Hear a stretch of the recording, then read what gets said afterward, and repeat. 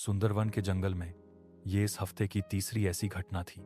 जानवर एक एक करके न जाने कहां गायब होते जा रहे थे। वो जंगल जो कभी चिड़ियों के चहचहाने और जानवरों की खिलखिलाहट से गूंजता था, अब एक अनजाने खौफ के साए में जी रहा था। किसी को नहीं पता था कि इस डरावने रहस्य के पीछे आखिर है कौन, सिवाय एक छोटे लेकिन बहुत समझदार कबूतर के, जिसका नाम था ज्ञानी। अगली सुबह जंगल के सारे जानवर एक बड़े बरगद के पेड़ के नीचे जमा हुए। माहौल में अजीब सा तनाव था। कालू कौवा परेशान होकर बोला, पहले हीरू हिरण, फिर मिनी गिलहरी और अब रात में चिंटू खरगोश भी नहीं मिल रहा। आखिर यह सब कर कौन रहा है? भालू दादा ने अपनी भारी आवाज में चिंता जताते हुए कहा, मैंने अपनी पूरी जिंदगी में ऐसा कुछ नहीं देखा। लगता है जंगल पर कोई बहुत बुरा साया मंडरा रहा है।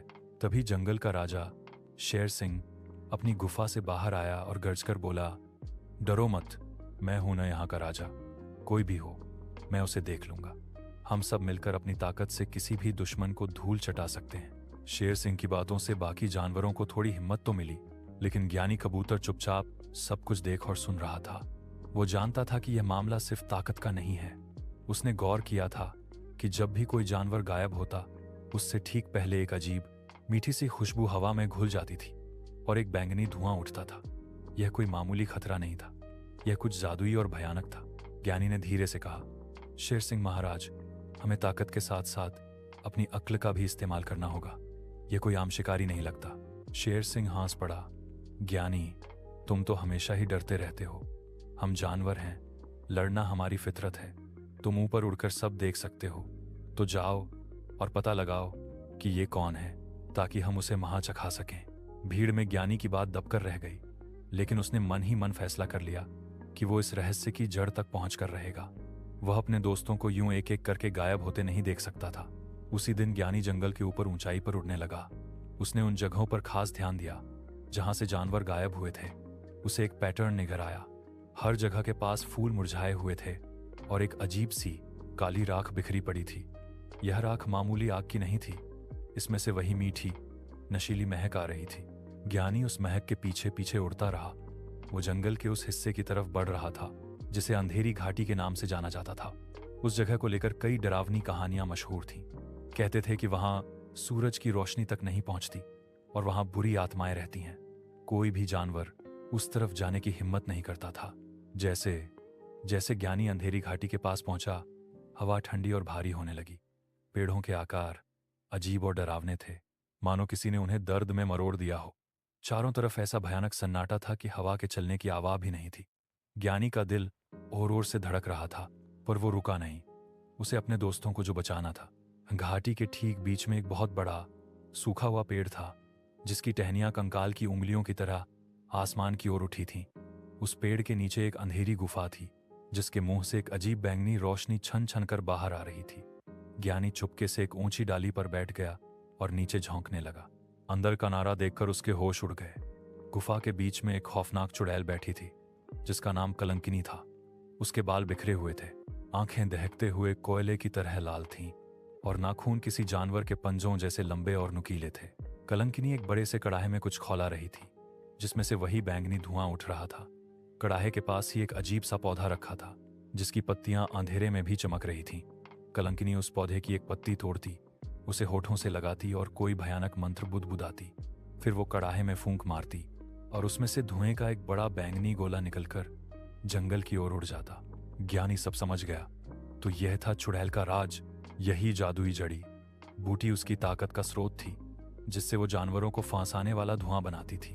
उसने यह भी देखा कि गुफा के एक कोने में हीरू, मिनी और चिंटू बेहोश पड़े थे, जैसे उनकी सारी जान निकाल ली गई हो। कलंकिनी उनकी जिंदगी की ऊर्जा से अपनी ताकत बढ़ा रही थी। तभी ज्ञानी की नर एक और ची पर पड़ी। चुड़ैल उस जादुई जड़ी बूटी को पानी से बहुत बचा रही थी। जब भी कड़ाहे से उबलते हुए पानी का कोई छींटा उस पर गिरता, तो वो चीख पड़ती और फुर्ती से उसे पोंछ देती। ज्ञानी के दिमाग में बिजली की तरह एक विचार कौन था। उसे चुड़ैल की सबसे बड़ी कमजोरी पता चल गई थी। ज्ञानी तेजी से वापस जंगल की ओर उड़ा। वह हांफता हुआ बरगद के पेड़ के पास पहुंचा, जहां शेर सिंह और दूसरे जानवर अब भी अपनी ताकत की बातें कर रहे थे। महाराज, मैंने पता लगा लिया, ज्ञानी चिल्लाया। यह एक चुड़ैल है, नाम है कलंकिनी। वो अंधेरी घाटी में रहती है और एक जादुई जड़ी बूटी से सबको फांसा रही है। हमें फौरन उस जड़ी बूटी को खत्म करना होगा। उसने जानवरों को सब कुछ बताया, गुफा, कड़ाहा और बेहोश पड़े दोस्त। लेकिन शेर सिंह उसकी बात सुनकर ओर से हंसा। चुड़ैल, जादुई जड़ी बूटी, ज्ञानी, लगता है तुम डर के मारे कहानियां गढ़ने लगे हो। हम शेरों, भालुओं और हाथियों के होते हुए एक चुड़ैल हमारा क्या बिगाड़ लेगी। हम कल सुबह उस घाटी पर हमला करेंगे और उसे बता देंगे कि असली ताकत क्या होती है। दूसरे जानवरों ने भी शेर सिंह की हाँ में हाँ मिलाई। उन्हें ज्ञानी की बातें भरोसे के लायक नहीं लगी। ज्ञानी ने उन्हें बहुत समझाया, महाराज, वो ताकत से नहीं, अक्ल से हारेगी।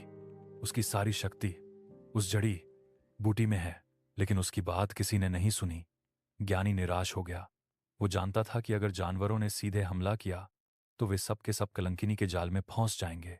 उधर गुफा में कलंकिनी को अपनी जादुई शक्तियों से भनक लग गई थी कि उसका राज खुल चुका है।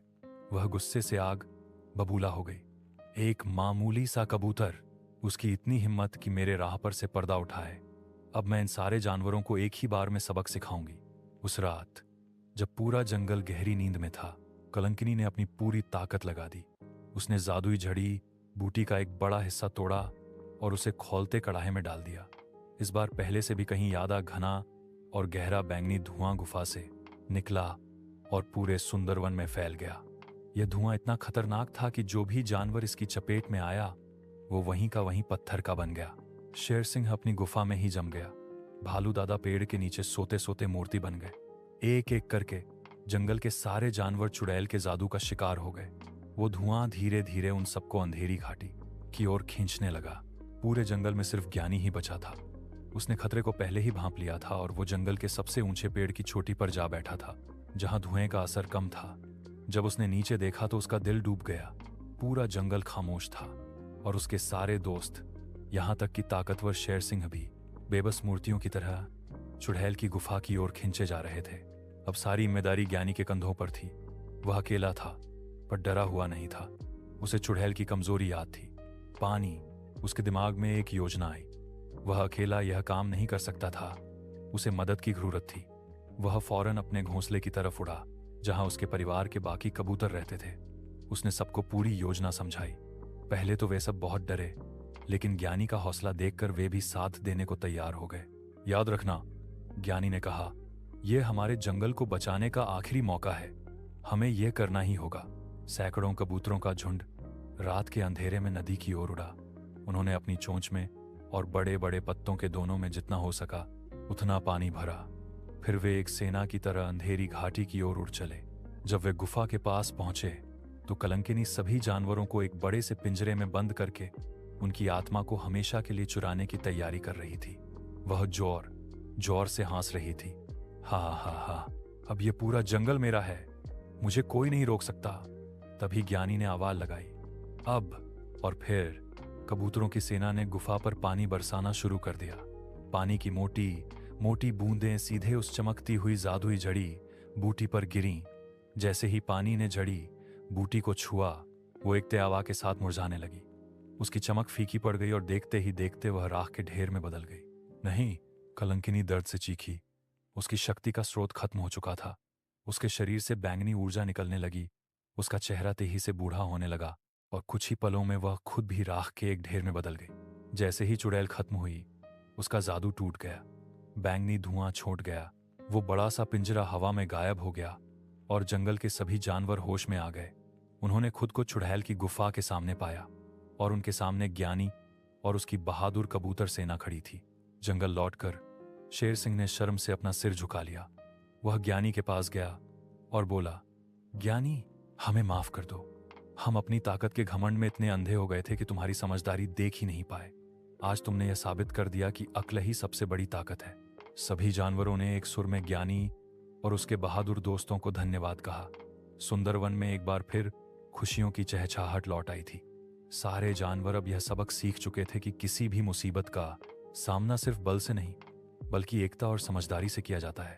और इस तरह उस छोटे से कबूतर ने अपनी समझदारी से पूरे जंगल को एक भयानक खतरे से बचा लिया। यह कहानी हमें यही सिखाती है कि दुश्मन चाहे कितना भी ताकतवर क्यों ना हो, हिम्मत और अक्ल से उसे हराया जा सकता है। क्योंकि याद रखना, अक्ल बड़ी या भैंस नहीं, अक्ल हमेशा बल से बड़ी होती है। अगर आपको समझदार कबूतर की यह कहानी पसंद आई तो वीडियो को लाइक करना मत भूलिएगा। हमारे चैनल को सब्सक्राइब कर लीजिए और कमेंट्स में बताइए कि आपको ज्ञानी की कौन सी बात सबसे अच्छी लगी। हम आपके लिए ऐसी ही और भी मजेदार कहानियां लाते रहेंगे।